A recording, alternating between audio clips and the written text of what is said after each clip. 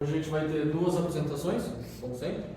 A primeira vai ser pelo João Pedro Kuhn. Ele vai passar um pouco do conteúdo, na verdade, do Missing Semester do MIT, que foi tipo um curso à parte que teve em 2020 na faculdade do MIT para mostrar ferramentas para ciência da computação, ferramentas de terminal, basicamente. Isso. Então, eles chamam de Missing Semester porque é o tipo de coisa que muitas vezes a pessoa vai fazer o curso de computação inteiro e não vai ver, apesar de serem ferramentas úteis para atuar na área. Então, eu vou deixar ele falar sobre mais detalhes. E queria dizer que, de forma geral, a ideia do Missing Semester é parecida com o que a gente fez aqui no jantar dos filósofos, certo? Então, se eu achasse que vocês iam aprender essas coisas na aula, isso aqui ia ser inútil, certo? Então, na verdade, tudo aqui também vai nessa vibe de... é o que vocês não vão ver durante o curso, provavelmente. Tanto de computação como para sistemas, tá? Vale igual. Pode ser. Então, boa noite. Como ele apresentou essa ideia do início do semestre, eu encontrei ele na internet, pesquisando em Reddit e outros fóruns. E a ideia é realmente essa, mostrar várias ferramentas das quais a gente pode acabar utilizando no nosso dia a dia para programar ou desenvolver qualquer outra coisa, mas que durante a faculdade a gente não tem um tempo dedicado a nos aperfeiçoar a utilizar elas. Então, o curso em si são vídeos que são gravados no YouTube, os vídeos são em inglês, mas se entrar na página de cada um deles tem a descrição do que foi tratado no vídeo e a página em português, e ao final tem algumas atividades com links também para se aprofundar mais, porque os vídeos geralmente são de 1 hora e não são realmente a ideia de tu se aprofundar completamente. Eles mostram a ferramenta, uma boa introdução, se tu quer se tornar profissional nela, tem um monte de tutorial na internet também. O curso no geral, o início é apresentar o ambiente de terminal e um pouco já do Shell. Aqui a segunda parte se aprofunda um pouco mais do Shell Scripting, que é meio que a linguagem de programação do terminal. Depois, editores de texto, o Vim, e eu vou mostrar um pouco do NeoVim, que é o que eu utilizo, que é um Vim atualizado, basicamente, com algumas coisas a mais. Sobre Data Wrangling, é manipulação de dados, não vou me aprofundar muito nesse, mas eles falam sobre regex, por exemplo, regular expressions, que é uma forma de procurar informações em arquivos, por exemplo. A interface de linha de comando vão se aprofundar mais no terminal e ferramentas para tu poder personalizar o teu terminal para ter informações úteis, não ser só a tela preta assim vazia, para poder ter mais coisas. Sobre controle de versão, o Git, e eu vou falar um pouco do GitHub, que serve justamente como uma forma de tu poder guardar os seus projetos e publicar para ser de código aberto. Sobre depuração do código debugging, que é basicamente algumas ferramentas de terminal para te ajudar a encontrar erros no teu código, mas uma forma de debugging que é mais utilizada, que eles citam também é o print debugging, em que você basicamente coloca um monte de print no teu código para saber o que está acontecendo. Tipo, tu cria uma condicional no teu código, um if, e tu quer saber se realmente está entrando esse if, tu coloca um print e entrou. Já é uma forma de saber se está funcionando, se está entrando realmente nessa condição. Performance é sobre a eficiência do teu código, em quais partes do teu código está sendo mais lento, se tem uma função que demora muito mais tempo do que deveria. Metaprogramação é sobre dependências, principalmente, que eles abordam. Segurança e criptografia. Nessa versão que eu estou mostrando é de 2020, eles mostram algumas ferramentas como, por exemplo, funções hash, e o conceito, ferramentas como Bitwarden ou OnePassword para tu guardar as tuas senhas e como ter uma senha mais segura. Ferramentas assim, na versão de 2019 do curso, na parte de segurança, eles focam mais em como se manter seguro na internet. E Postgre, eles mostram um monte de ferramenta a mais, navegador, extensões de navegador, ou Docker, vão falando um monte mais de coisa.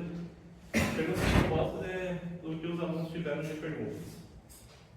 Então, agora, indo à prática, o terminal. O terminal pode se pensar primeiramente, quando você aprende os comandos básicos, é como se fosse um explorador de arquivos. Eu estou vendo aqui os meus arquivos, meus diretórios, as minhas pastas. Eu posso entrar, ver o que tem dentro, criar um novo diretório. Mas no terminal, se usa basicamente comandos para isso. Se usar ls, ele lista todos os diretórios que estão na pasta que eu estou. Se olhar aqui, JPK é o meu usuário, meu sistema operacional. Esse tio é o diretório raiz que eu estou, na home do usuário JPK. Você comentar que era no Linux, né, esse terminal. Isso. No Windows. O curso no geral ele acaba mostrando mais coisas de Linux e macOS. De Windows e cito para instalar o WSL e outra ferramenta para isso.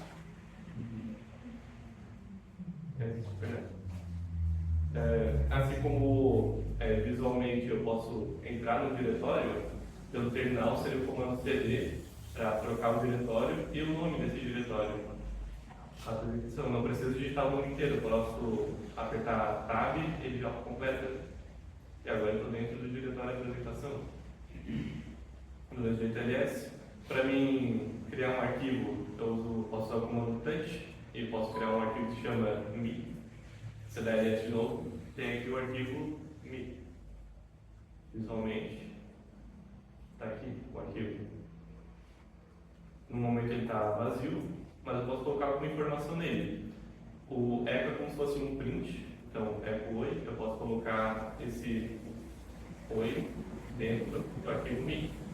Para mim, esse está dentro desse arquivo, então o comando cat me. E aí está dentro dele. Visualmente, se eu só mostrar aqui rápido, está aqui a mensagem de oi. Alguns detalhes a mais. Isso aqui já é parte do shell scripting, em que eu tenho um comando que é como se fosse um print, isso aqui, e a saída dele é oi. Eu posso jogar, como se fosse jogar a saída dele, usando essa setinha, para dentro de um arquivo. Aí, por isso que funciona, eu consigo escrever o que está dentro desse arquivo. Se eu quiser colocar uma outra mensagem, eu vejo aqui que o oi foi apagado e está escrito lá. Porque quando eu uso só uma setinha, ele apaga tudo que está no arquivo e sobrescreve. Se eu quisesse colocar, concatenar outra mensagem, aí eu tenho que usar duas setinhas. Isso é coisa do shell script. Se eu ver aqui, concatenar a mensagem. Mas também tem outros comandos a mais à parte, como eu estava mostrando antes. Comandos que tu pode instalar no teu terminal, como esse aqui para mostrar um aquário. Tem um monte de ferramentas assim que tu pode usar. Diria mais comandos assim bobinhos para ficar brincando. Alguns são legais, divertidos. A tela já está ficando meio cheia, eu posso limpar a tela usando Ctrl L. E agora eu vou mostrar um pouco do Vim, que é um editor de texto, ele não é uma ideia completa, ele é basicamente para escrever texto dentro. E eu posso editar esse arquivo, só que o que acontece muitas vezes, deixa eu mostrar outro aqui primeiro. Às vezes se usa o Nano e como no editor de texto eu começo a escrever a mensagem que eu quero. Muitas vezes o que acontece no Vim é que você vai começar a escrever e não está acontecendo nada. Para escrever tem que apertar uma tecla, eu estou aqui no modo de inserção, aí sim eu começo a escrever, por exemplo. Isso é porque o Vim é um editor de texto que ele é baseado em 3 modos principais, basicamente. Não está mostrando nada aqui, mas eu estou no modo normal, que é o modo de navegação, com a minha setinha aqui. O modo de inserção, que eu entro apertando a tecla A ou a tecla I, em que nela eu realmente começo a escrever. E o modo de visualização, que é para selecionar texto. Eu posso copiar esse texto com Y e colar com P, por exemplo. E o Vim é baseado em vários comandos diversos, porque a ideia é tu não usar o mouse, só usar o teclado. E algumas coisas, depois se acostuma, fica bem mais útil usando o Vim. Como vocês estão vendo aqui, eu estou apertando K para ir para cima, J para ir para baixo, mas eu posso apertar 5K, ele vai 5 linhas para cima. Eu posso ir para o final do arquivo com G maiúsculo, para o topo G minúsculo. Eu posso apagar uma linha inteira apertando 2 vezes B. Eu quero voltar perto do U. Eu quero apagar só uma palavra de W. Alguns comandos assim ficam bem mais fáceis de se utilizar. Para mim é salvar esse arquivo. Daí eu tenho que usar 2 pontos. Aparece aqui embaixo um comando de link para salvar W. Para sair aqui, eu sair do arquivo. Se eu ver de novo que está dentro, todo o texto que eu escrevi. Se eu fosse usar para programar, posso usar aqui, por exemplo, para programar C. E aí é escrever, não é uma IDE completa, é só o editor de texto. Aí só certinho.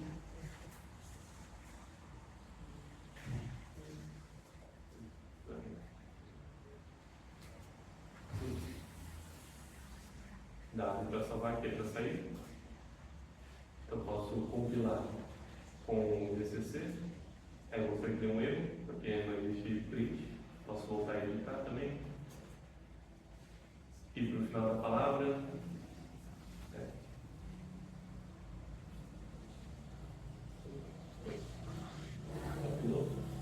No caso do C diferente do Python, ele gera um arquivo executável. Se eu usar ls-lh,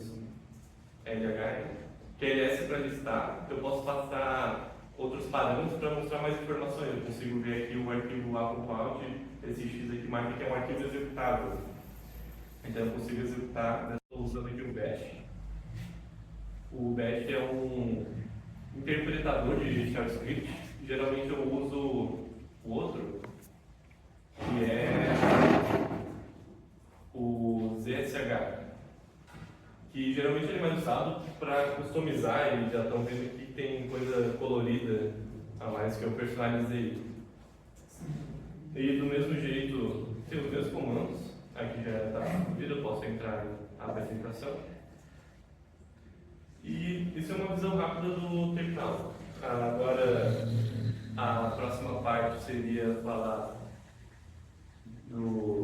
ao invés do Vim, eu utilizo o NeoVim, que é um pouco mais colorido também. Eu instalei o NeoVim, assim como no Vim eu posso instalar plugins para ajudar no meu desenvolvimento, para deixar assim colorido, para indentar, como não estava antes, ajuda na programação. E vamos supor agora que eu vou criar um projeto. Eu vou criar um diretório, projetos. Está aqui, esse meu diretório está vazio por enquanto, vou entrar nesse projeto. E aí agora eu vou começar a programar o meu arquivo, meu print. Vamos dizer que essa é a primeira versão do meu projeto. Conforme eu vou programando, vai ter horas que esse meu projeto vai ficar com vários arquivos e horas que ele vai funcionar, horas que vai estragar. Eu vou querer salvar versões dele. E para isso, ao invés de criar do meu próprio jeito, ficar copiando todos os arquivos, colocar num arquivo backup, existe o Git. O Git é uma ferramenta de versionamento de arquivos que tem essa função de justamente ajudar no desenvolvimento para salvar os estados atuais do meu projeto, como se fosse backups, exatamente. Eu estou aqui na minha pasta projetos. Para mim começar usando o Git é com o comando git init. E se eu dar ls, não mostra nada, porque eu tenho que usar assim. O Git ele fica no arquivo que é um diretório que é chamado são chamados de .dot files, que começa com um ponto, que são arquivos escondidos basicamente, porque se eu dar só ls não passa, não mostra.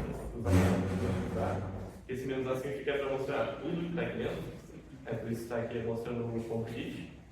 E geralmente arquivos começam com ponto, são arquivos de configuração. Se eu podia vir aqui mexer no meu Git. Não precisa disso. Vamos dizer que essa agora é a primeira versão do meu projeto. Com o Git eu posso ver o status atual, que eu tenho um arquivo que ele não foi adicionado no meu commit, porque o Git ele vai meio que tirando fotos do meu estado atual do meu projeto. Se eu quero tirar uma foto do estado atual, eu tenho que selecionar quais arquivos que eu quero tirar a foto. Por isso o Git status é para mostrar o status atual do meu projeto. Se eu quero adicionar, git add, o nome do arquivo, Se eu der um git status agora, está mostrando que esse arquivo está selecionado para ser comitado, que seria tirar essa foto. Então, git commit, eu posso passar aí um texto explicando o que é esse commit. Pode ser primeira versão do meu projeto. Eu salvo e foi. Eu consigo ver usando o comando git log. E está aqui. Está dizendo quem foi que fez esse commit, a mensagem dele, a data. Esse aqui é o hash, que mais para frente na parte de segurança vou explicar o que isso significa. O hash é a cabeça onde o meu computador está agora. E a master é a branch. Já explico um pouco mais sobre isso.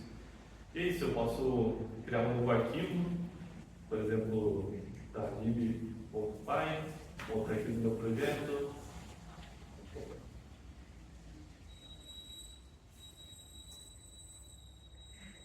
E aí, qualquer coisa também. Se eu der git status, ele já vai identificar que tem um arquivo novo. Aí, se eu quero salvar esse arquivo aqui, git.add, o nome do arquivo, ou eu posso só ponto para ele selecionar todos os arquivos.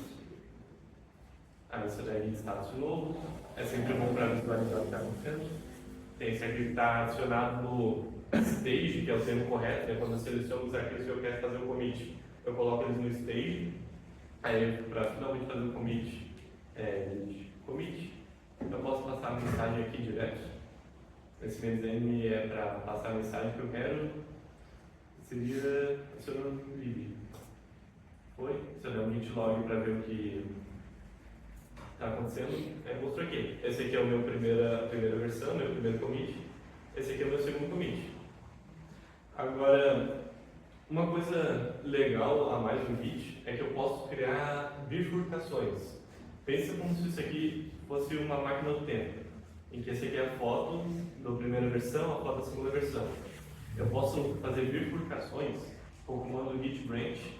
Eu vou chamar isso de outra. Escrevi errado. Quando não. Isso é importante. Quando eu escrevo um comando errado, ele aparece uma mensagem que está errado. Quando o comando está certo, ele não responde nada. Essa é git log. Agora, antes só tinha master, que é o ramo, né, desse meu projeto. Agora eu criei um outro ramo que se chama outra, que até o momento os dois estão no mesmo estado. Mas eu posso mudar, tá vendo aqui que eu estou na master, eu posso mudar para esse outro ramo, com git checkout outra. Agora eu estou em outra. Ele tem os mesmos arquivos, mas eu posso criar um novo arquivo aqui.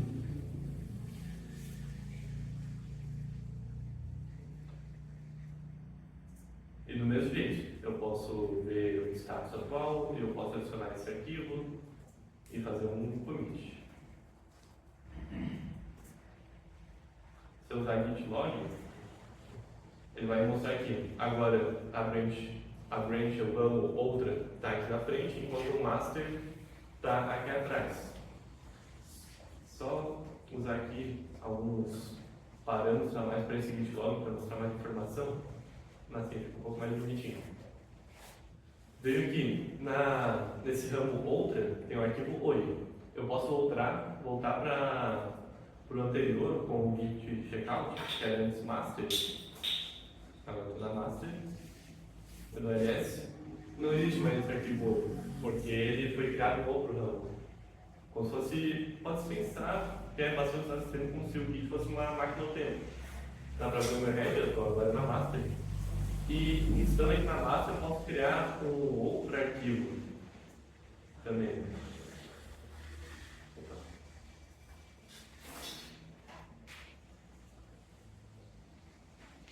Está aqui o outro arquivo.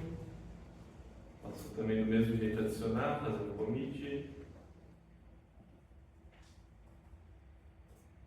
Se eu der git log, aqui está mostrando essa bifurcação.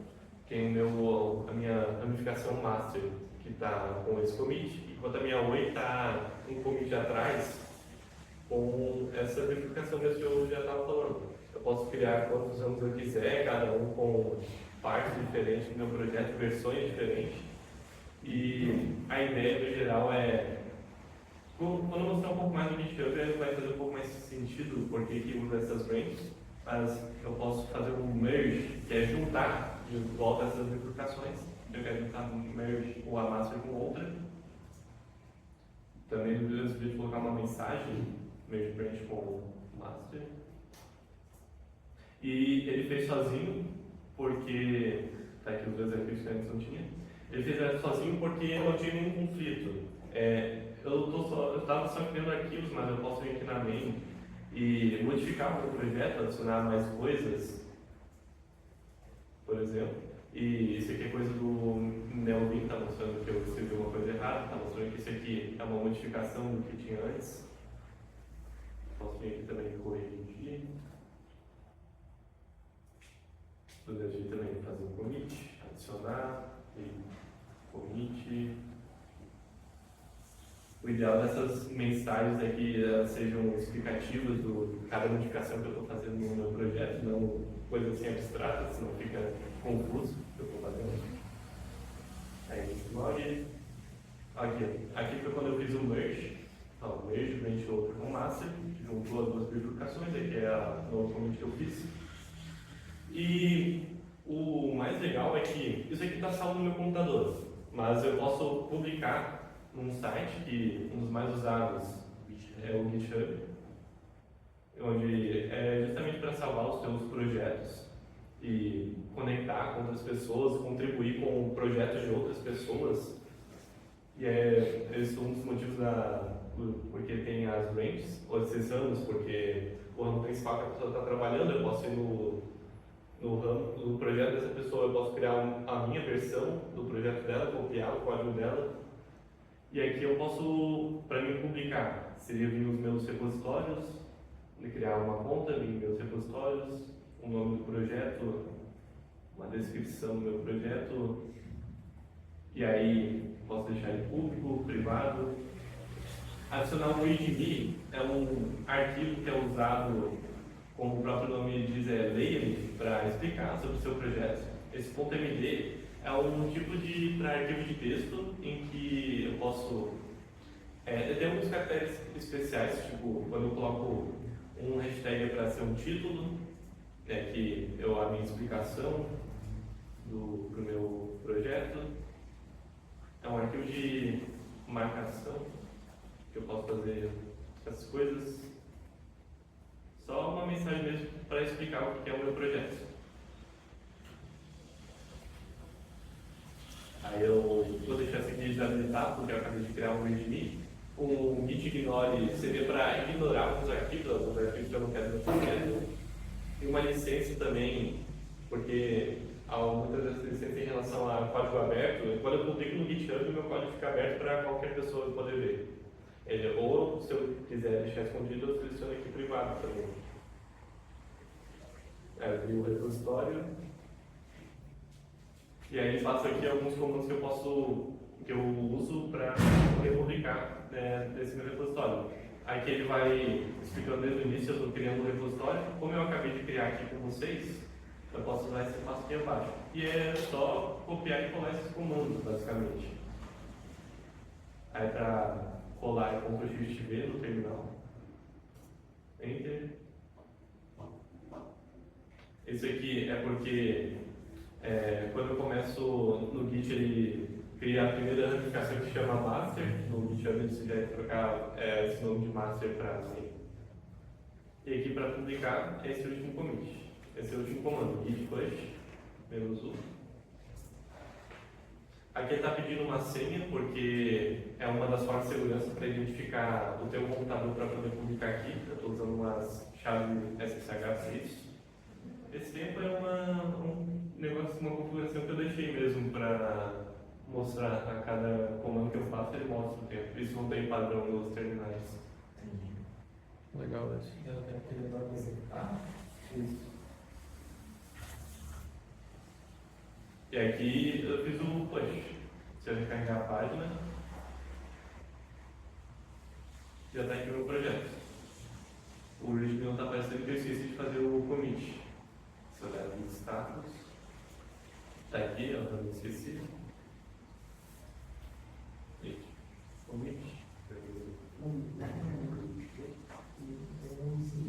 Aí, depois. Vou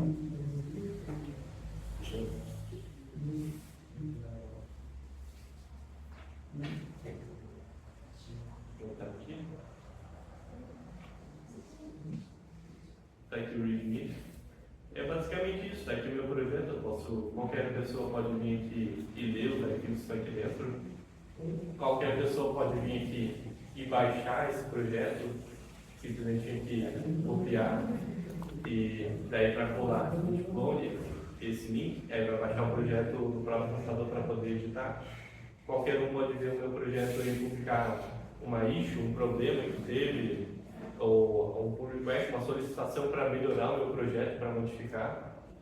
Para isso que serve o GitHub, basicamente, e usa o Git para essa ferramenta de controle de versão. Agora, a próxima parte seria mostrar algumas coisinhas de segurança, como já estava aqui antes, esse arquivo aqui que eu vou mostrar para vocês. Esse aqui é a ISO do Arch Linux, basicamente. Quando eu estava falando sobre Git, mostrava aqui o Git log, tem esse código todo aqui que é um hash, basicamente.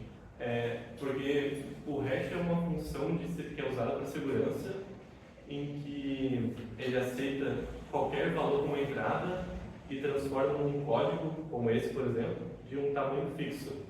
Ele é usado bastante porque para cada modificação, cada bit que eu trocar, a saída vai ser completamente diferente.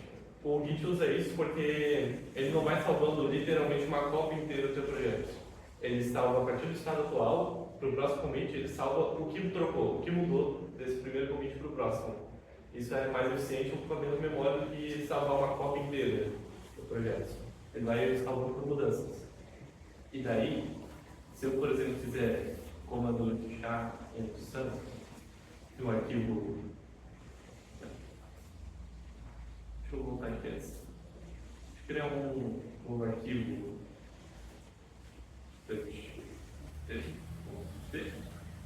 E colocar alguma coisa nesse texto, certo?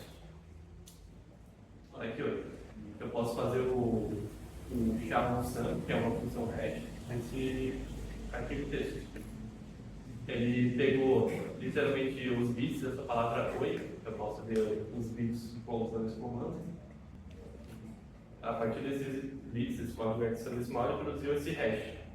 Se eu só modificar uma única letra de texto, trocar oi por ai, só trocar uma letra e fazer o chama desse texto, o código é totalmente diferente. As funções assim são bastante usadas para criptografia e segurança, no caso desse quesito. No caso, o SHA-1SUM, pelo que eles falam no vídeo, é o que é usado no Git, mas ele já não é mais tão seguro. Aí, por exemplo, esse arquivo aqui é a ISO do Arch Linux. É um arquivo de 1 GB, 1 GB e meio. Como que eu posso ter a certeza que eu baixei esse arquivo da internet? Como posso ter a certeza que ele está íntegro? Não tem nenhum bit diferente do que deveria. Se eu vim aqui no site do Arch Linux Download, eles disponibilizam o hash do arquivo da ISO. Eu posso pegar esse hash e comparar com o que está baixado para ver se ele está correto. Aqui. Tá bem. O SHA-256. Ao invés do SHA-1 que eu estou usando, é só o SHA-256. Eu posso copiar, posso colocar num arquivo, só fazer assim. Está dentro desse arquivo aqui. Com esse arquivo que eu tenho, é só produzir SHA-256 esse arquivo. Vou colocar dentro de um arquivo que se chama código. Certo. Aí, só mudar uma coisa aqui.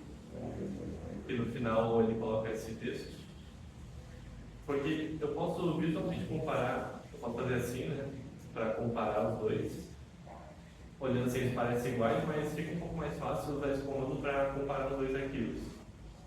Ele não retornou nenhuma saída, significa que eles são iguais. Posso fazer assim para saber. Retornou 0 porque não teve nenhum erro, nenhuma diferença. Se eu só modificar esse código para 1, CMP, para comparar os dois, pode dizer que são diferentes em 1 byte na linha 1. Aí, então estaria errado. O arquivo que eu baixei teve um teste, por exemplo. Outro conceito legal que eles falam de segurança é o conceito de entropia para a teoria da informação, que ela é uma unidade, ela é medida em bits e ela serve basicamente em relação à senha, saber o quão seguro a tua senha é. E ela é medida basicamente em log da base 2 do total de possibilidades. Vamos dizer que a tua senha é uma palavra que só contém letras minúsculas do alfabeto. São 26 possibilidades. Então, num tamanho específico, vai ser log da base 2 de 26, seria uma entropia baixa, uma senha bem fraca. Então, para aumentar a segurança, seria adicionar mais aleatoriedade, para ter mais possibilidades e se tornar mais difícil de quebrar essa senha. Um conceito que eles falam, ao invés de usar uma senha difícil, que o ideal seria uma senha bem grande, 70 caracteres, totalmente aleatória, só que a gente não ia conseguir se lembrar. No caso, eles poderiam usar uma ferramenta como o Bitwarden, que pode ser uma extensão de navegador.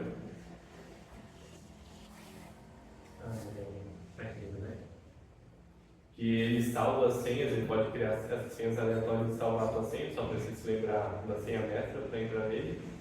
Ou tu pode usar o conceito, ao invés de password, da palavra em inglês, uma palavra passe, tu pode usar uma passphrase, uma frase como senha, porque a entropia de uma frase nem seria uma frase pequena, uma casa grande e amarela, essa pode ser a tua senha. Ela é mais segura, tem uma entropia maior do que se usar uma palavra e tu troca umas vogais por números e adicionar 1 ou 2 caracteres específicos. Porque a entropia da frase é maior do que dessa palavra. E também, em banco de dados, às vezes é usado, por exemplo, esse hash também para salvar a tua senha, para guardar a tua senha no banco de dados, não ficar exatamente escrito a tua senha, sim, esse hash. Então, se um hacker conseguir pegar esse banco de dados, ele não vai ver escrito a senha, vai ver esse hash. E também existe o conceito de rainbow tables, que, como eu mostrei, cada hash é único. A ideia é para ser único, né? Mas como a entrada pode ser qualquer coisa, é para ter vários hashes iguais de vários conflitos, né? Várias entradas vão produzir o mesmo hash. Mas a ideia do hash, no caso do hash do SHA-256, ele é mais seguro e ele evita isso. É difícil encontrar conflitos. Só que, se a minha senha está no banco de dados, ela está criptografada com esse hash, como é que um hacker pode quebrar e descobrir a minha senha? Ele pode ter uma tabela gigante, que usa o termo de rainbow tables, eu acho, com o hash de cada senha possível. Uma tabela gigante que diz, linha 1, casa tem esse hash. Casa 1 tem esse hash. Vamos supor que a senha é casa, né? Casa 1, 2 tem esse hash. E o script que o hacker criou, ele pode só ficar consultando essa tabelona até achar o hash da minha senha, por exemplo. Porque ao invés de deixar o computador por força bruta tentando todas as possibilidades de senhas, é mais fácil ele consultar uma tabela que já está gravada, as informações. O geral é esse que eu preparei para executar. Só se eu mostrar. Eu estou usando Arcgis, eu posso baixar comandos assim, e aí isso aqui seria para atualizar o meu sistema. Assim ele vai atualizar. Em outros sistemas Linux que não seja como do Arch, seria tipo baseado no seria sudo apt update. Se eu quero instalar um programa sudo apt install, no caso do Arch é sudo pacman, esse o nome do programa, Godot, que você queria instalar no Godot para desenvolver jogos. Ao invés de usar ferramentas de terminal, não sou obrigado, como por exemplo o JS Code. Se eu quiser ver todo esse histórico do Git log e fazer commits pelo VS Code é bem mais fácil, mais visual, pode ser mais amigável. Só se eu voltar.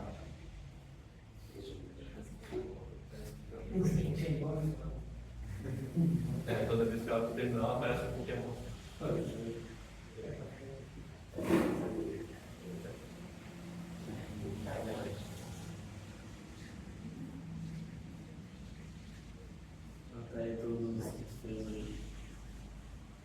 Eu posso também fazer um commit por aqui e ver todo o Git log por aqui, visualmente, não preciso ficar preso ao terminal. Eu também posso, como eu estava usando no início o Bash, nesse terminal tela preta, assim, eu posso editar usando o ZSH. Eu posso, assim como no mesmo conceito do Git, que eu falei que é um ponto Git, tem um arquivo ponto qualquer coisa para configurar. Então, eu vou dar aqui para minha home. Tem só esses arquivos? Não. ls-a. Tem todos esses arquivos aqui que são de configuração. Para me configurar isso no terminal, é no arquivo .zsh.c. Tem aqui toda a configuração. Alias são apelidos.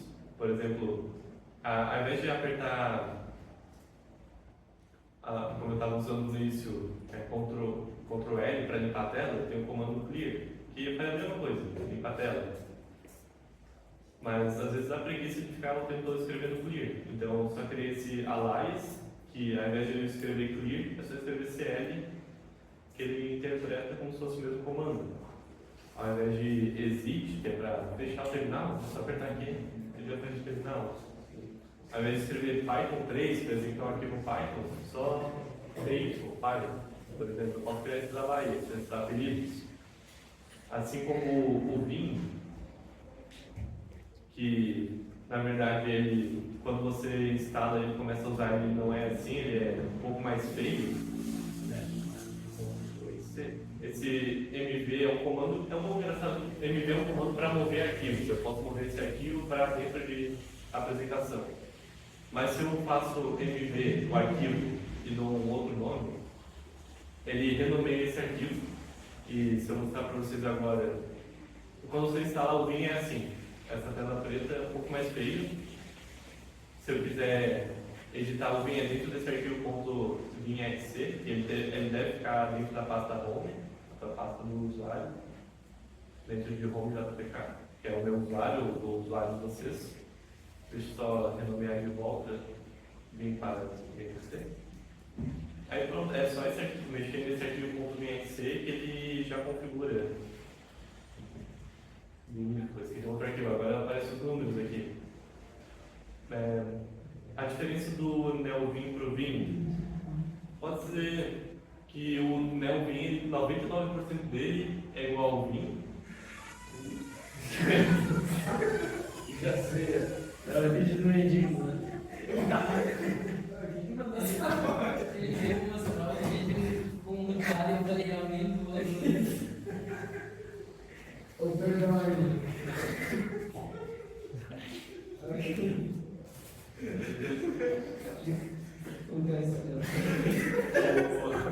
Você já fez, eu posso configurar em arquivos.lua, que Lua é uma linguagem de programação brasileira, feita no Brasil, né? E aqui eu posso ter os meus plugins também. É que está vermelho porque eu coloco no meu GitHub também minha configuração do NeoVim. É que está marcando vermelho porque, como tem nessa link, alguma mudança. Isso aqui é por causa da aparência mesmo, eu posso dar assim. Então, uma coisa que eles incentivam bastante também no Music Semester além de usar as ferramentas, é tu poder editar as ferramentas para o seu próprio gosto. Com isso, mexer na aparência, ou mexer no próprio terminal, no teu próprio computador, ao invés de usar padrão BR, posso usar padrão americano. E aqui, agora está apertando a tecla de cedilha que interpreta com ponto vírgula, que eu troquei para o meu sistema operacional identificar o meu teclado como se fosse padrão americano. E aí, quando eu estou personalizando, o céu é limite. A criatividade Pode explorar.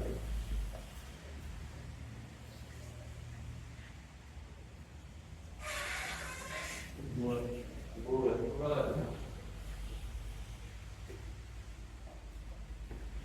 Mais tempo, tá? Vou mostrar os aspectos para navegação de arquivos aí do Neolink. Não vim? Pode ser.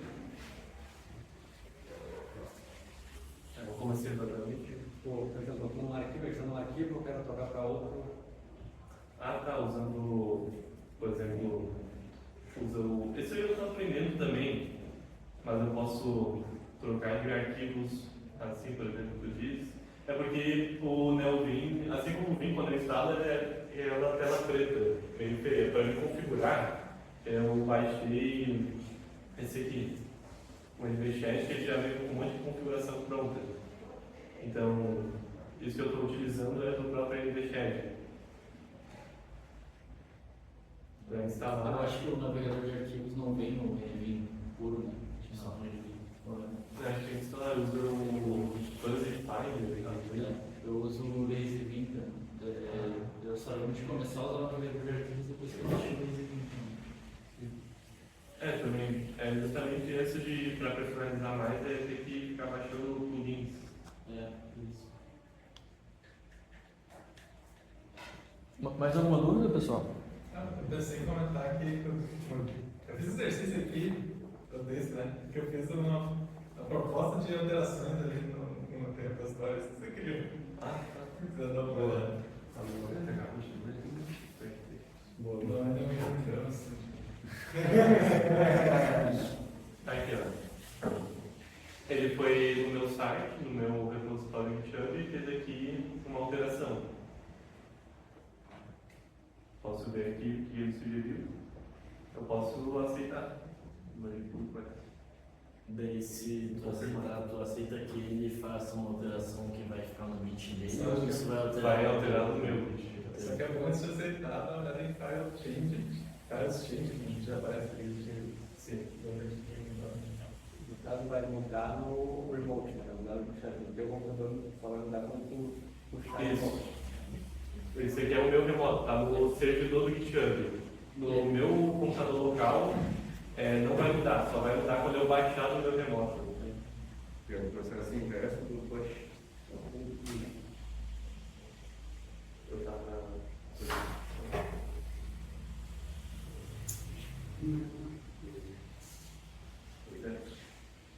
Se eu aceitar lá, não vai interferir nada imediato, só se eu baixar as notificações. É que eu posso ver o que ele mudou.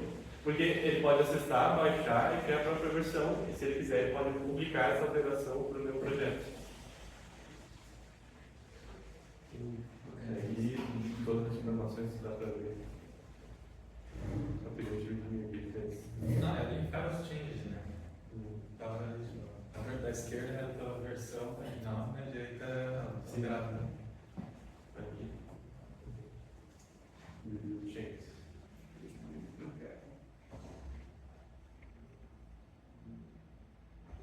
Tá aprendendo também? E aí, para aceitar, Eu aprendi a fazer isso aqui. Eu sabia que era possível, como eu tinha feito. Eles contribuíram com o trabalho do grupo. Então, coloca o cara lá, de repente, vem alguém aceita sem querer. para isso.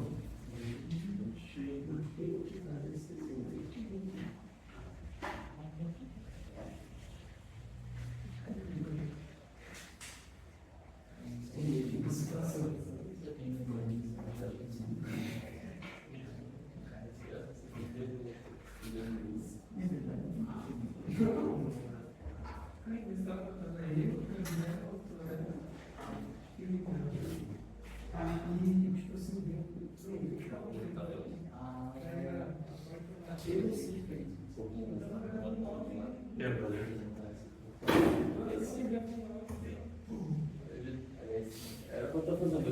Ele tá, a rede está onde? Possivelmente. Mas era também. Então,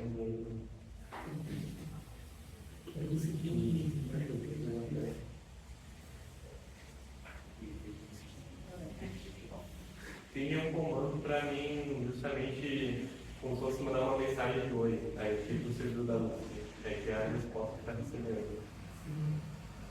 Uma forma de testar, né? Aí com o Git pull eu poderia baixar essa notificação, então tipo o arquivo do readme, eu ia baixar para o meu computador essa alteração que ele fez. E se a internet estiver boa, eu vou ligar não.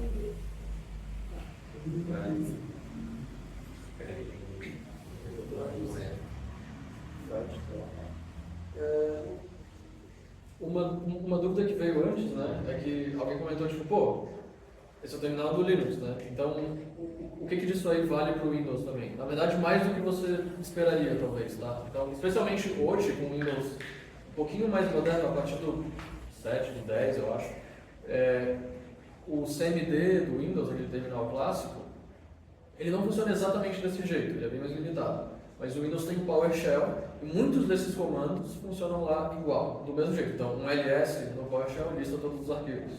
CD muda de uma pasta para outra. Por aí vai. Então, muita coisa que ele mostrou aí funciona exatamente igual no Windows também. E o Missing Semester do MIT, ele é focado em Linux, porque essa é a principal ferramenta que muita gente usa, né? Mas talvez uma das mensagens, eu acho, importantes é saiba usar as suas próprias ferramentas. Então não importa se é NeoVim, se é Nano, se é VS Code, se é Notepad++, o que importa é que você saiba usar bem aquilo. Tá? Então, e aí mesma coisa para o terminal, no Linux, o terminal no Windows também, caso você queira fazer automação lá, também funciona. O Git, que é super importante, tá? E por aí vai. Todas essas ferramentas você vai aprender com o tempo e espera-se, tá, que um profissional da nossa área saiba usar essas coisas de jeito. Então, muito obrigado.